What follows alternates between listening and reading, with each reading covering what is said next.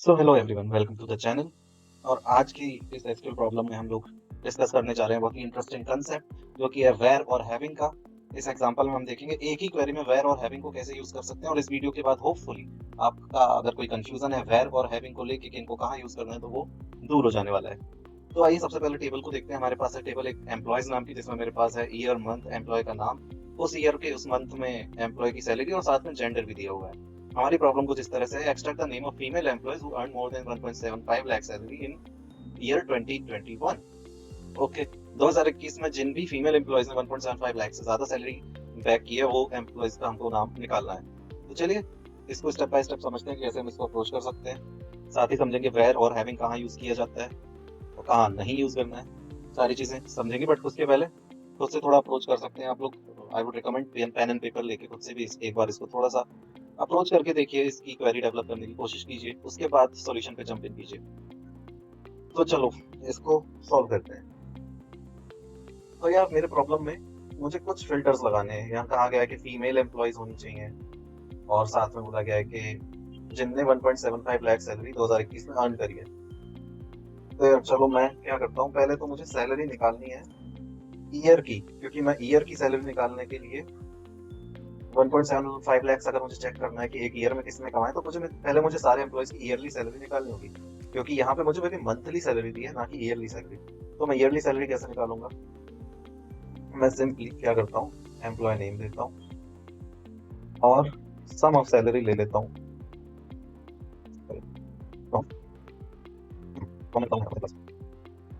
और यहाँ मुझे ग्रुप बाय भी लगाना होगा, और ग्रुप बाय में मैं लिखूंगा क्या, एम्प्लॉय नेम। हम्म यार लेकिन यहाँ एक गलती हो गई है, मुझे ईयरली सैलरी निकालनी है, तो यहाँ मुझे ईयर भी लिखना होगा। My bad, sorry about that. और सिंपली मुझे ग्रुप बाय में भी ईयर ऐड करना होगा, और अब मुझे मिल जाएगी इस तरह से इनकी ईयरली सैलरी। तो यार सारे एम्प्लॉयज की आप लोग देख सकते हो कि किस ईयर में कितनी सैलरी थी, वो मुझे मिल गई है। तो यार अब मैं इस पे फिल्टर लगा सकता हूँ इस टेबल पे, है ना? तो मैं चलो ट्राई करता हूँ। तो मैं लिख लेता हूँ यहाँ पे वेर, या वेर तो एक्चुअली ग्रुप बाय के पहले लगता है, तो क्यों ना मैं लिख लेता हूँ where salary is greater than 1.75 lakhs. चलो इसको रन करके देखता हूँ। यार कुछ भी रिटर्न नहीं किया, जीरो रोज रिटर्न। ऐसा क्यों हो रहा है कि यहाँ पे जीरो रोज रिटर्न है? बल्कि अगर मैं दोबारा इस वेर को हटा के अगर मैं दोबारा चलाऊं क्वेरी को, तो है काफी सारी रोज मुझे दिख रही है कि 1.5 1.75 के ऊपर है। चलो वो इसीलिए क्योंकि जब मैं वेर लगा रहा हूँ तो एक्चुअली ये वेर कॉलम अप्लाई हो रहा है ओरिजिनल टेबल पे, जो कि ओरिजिनल सैलरी कॉलम था। इसमें कोई भी रो मेरे पास ऐसी नहीं है जहाँ 1.75 लाख से ज्यादा सैलरी है, इनफैक्ट 20,000 से भी ज्यादा नहीं है। और वेयर मैं जब भी यूज करता हूँ, वेयर मेरे ओरिजिनल कॉलम्स पे लगता है, ना कि डिराइव्ड कॉलम्स पे। और यहाँ सैलरी जो है वो एक डिराइव्ड कॉलम हो गया है। डिराइव्ड कॉलम कैसे? जो ग्रुप बाय से मैंने सम लिया हुआ है ना? चलो मैं कुछ और नाम देता हूँ ना इसको, ईयरली सैलरी नाम देता हूँ for better understanding, yearly salary.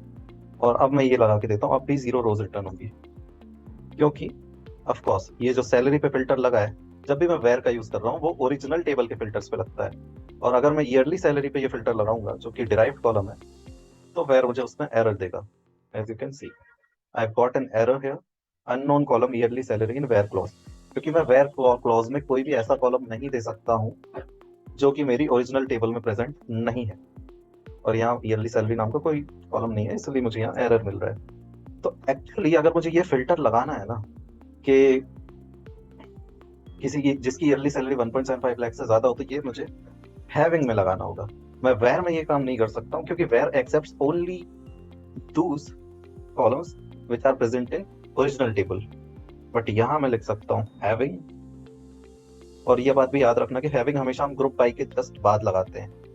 तो चलो अब मैं रन करता हूँ, and voila we have some rows, 18 rows we have got. और यहाँ पे सैलरी ज्यादा है सबकी 1.75 लाख से। अब मुझे यहाँ पर प्रॉब्लम स्टेटमेंट अभी मेरा पूरा नहीं हुआ है। यहाँ पर दो चीज और थी, name of female employees. Female employees चाहिए मुझे who earn more than 1.75 lakh in year 2021।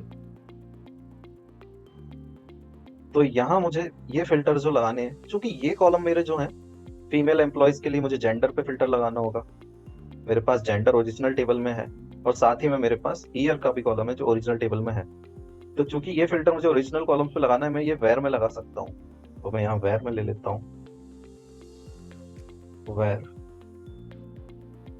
Gender equal to F, और मैं साथ ही यूज करूंगा एंड का।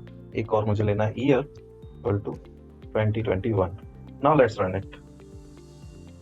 और मैं रन करता हूँ तो मेरे पास 3 फीमेल एम्प्लॉयज आई हैं, सुषमा, हेमा, रेखा, जिनकी 21 में 1.75 लाख से ज्यादा सैलरी थी। तो आई होप ये वीडियो से आपको कुछ ना कुछ सीखने को मिला होगा और आपका कंफ्यूजन है जो वेर और हैविंग के बीच में, वो दूर हुआ होगा। मैं फिर से एक बार एक्सप्लेन करता हूँ ब्रीफली। हैविंग में हम उन कॉलम्स को यूज करते हैं जो हमने एग्रीगेटेड फंक्शन से डिराइव किए हुए हैं। एग्रीगेटेड फंक्शंस मतलब सम, मिनिमम, मैक्सिमम, जो सिंगल वैल्यू रिटर्न करते हैं वो फंक्शंस। एग्रीगेटेड फंक्शन से डिराइव कॉलम्स का ही यूज हम हैविंग में करते हैं। बाकी का हम वेर में यूज कर सकते हैं, बट वेर में हम इन कॉलम्स का यूज नहीं कर सकते। और एक और बात, हैविंग हमेशा वेर ग्रुप बाय के पहले यूज होता है, क्योंकि वेर ओरिजिनल टेबल पे लगता है, और ग्रुप बाय के बाद होता है हैविंग यूज, क्योंकि हैविंग जो वर्क करता है वो ये ग्रुप बाय परफॉर्म होने के बाद वर्क करता है। मतलब कि आपकी टेबल एक बार एग्रीगेटेड हो गई है, उसमें समों के रोज आ गई हैं। जस्ट मैं अगर आपको दिखा दूं, सो वेर कंडीशन जो मेरी वर्क कर रही है वो मेरी वर्क कर रही है ओरिजिनल टेबल पे। तो ओरिजिनल टेबल जो थी वो मेरी ये वाली थी। तो जब मैं वेर कंडीशन लगाऊंगा, ग्रुप बाय के पहले लगाऊंगा, तो पहले क्या करेगा, वेर कंडीशन लगेगी और ये वाली रोज ही सिलेक्ट होंगी जो वेर कंडीशन को सेटिस्फाई करती है। उसके बाद मेरा जो क्या है, ये फंक्शन अप्लाई होगा, एग्रीगेटेड फंक्शन रोज के ऊपर अप्लाई होगा, ग्रुप बाय होगा, और उसके बाद कुछ डिराइव्ड कॉलम पे मुझे लगाना है, तो मैं हैविंग का यूज करूंगा इस तरह से। और फिर जो मेरी डिराइव्ड टेबल आ जाती है, एक बार मैं दिखाता हूँ। जो मेरी डिराइव्ड टेबल कुछ इस तरह से आई है, डिराइव्ड कॉलम आया है। इस डिराइव्ड कॉलम पे मैं हैविंग का यूज कर सकता हूँ। इस डिराइव्ड टेबल पे यूज होता है हैविंग का, इसीलिए हैविंग कभी ओरिजिनल टेबल पे काम नहीं करता है। वो जब आपकी टेबल एग्रीगेटेड हो जाती है उसके बाद हैविंग का काम आता है। इसलिए हैविंग को हम ग्रुप बाय के बाद लेते हैं और वेयर को हम ग्रुप बाय के पहले लेते हैं हमेशा। तो आई होप आप लोगों को जो भी कंफ्यूजन होगा वो क्लियर हो गया होगा ग्रुप बाय और हैविंग के बीच में। और अगर आपको ये वीडियो पसंद आई है तो प्लीज लाइक करें इस वीडियो को और चैनल को सब्सक्राइब करें ऐसे ही और इंटरेस्टिंग वीडियोस के लिए। Thanks for watching.